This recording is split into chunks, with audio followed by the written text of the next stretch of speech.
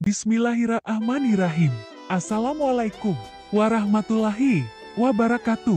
Alhamdulillah, alhamdulillahilladzi akhrajna minad duli ma'ati ilan nur wa amarona bianu kotia ahli fiski wal fujur asyhadu an la ilaha illallah wa asyhadu anna sayyidana Muhammadan abduhu wa rasuluh. Allahumma fasholli wa salim ala sayyidina Muhammadin wa ala alihi wa syubihi wa salam.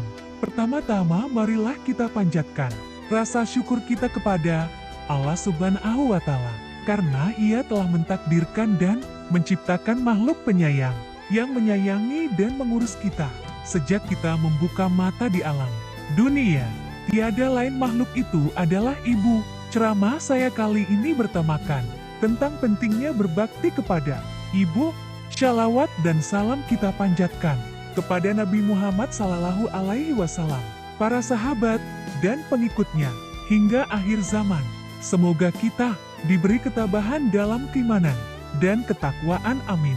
Teman-teman yang dirahmati oleh Allah Subhanahu wa Ta'ala, berbicara tentang ibu, tentunya kita sering mendengar kisah tentang Melin Kundang yang dikutuk menjadi batu karena ia tidak mengakui pada seseorang wanita tua dan miskin yang pada kenyataannya ia adalah ibu dari Melin Kundang.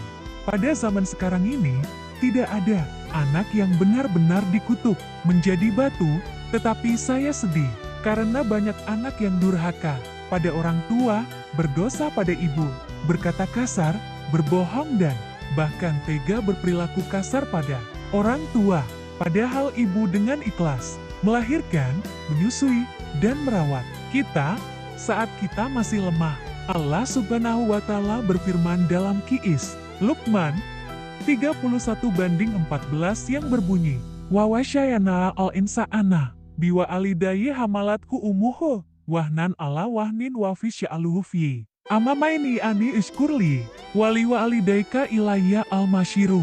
Artinya, dan kami perintahkan kepada manusia berbuat baik kepada dua orang ibu bapaknya. Ibunya telah mengandungnya dalam keadaan lemah yang bertambah-tambah dan menyapihnya dalam 2 tahun.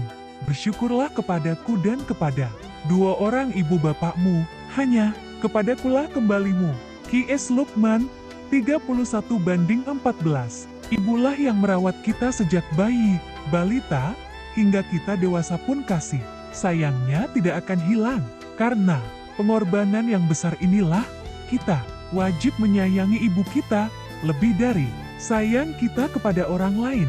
Dahulu ada seseorang sahabat bertanya kepada Rasulullah, "Ya Rasulullah, siapa yang paling berhak memperoleh pelayanan dan persahabatanku?"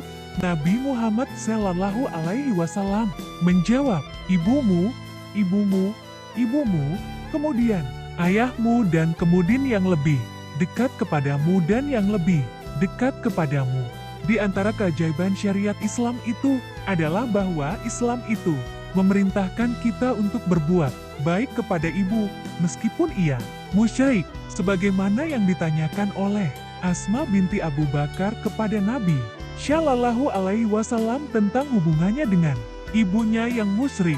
Maka Rasulullah Shallallahu Alaihi Wasallam bersabda, "Ya, tetaplah kamu menyambung silaturahmi dengan ibumu." Hanya mutafakun alaih.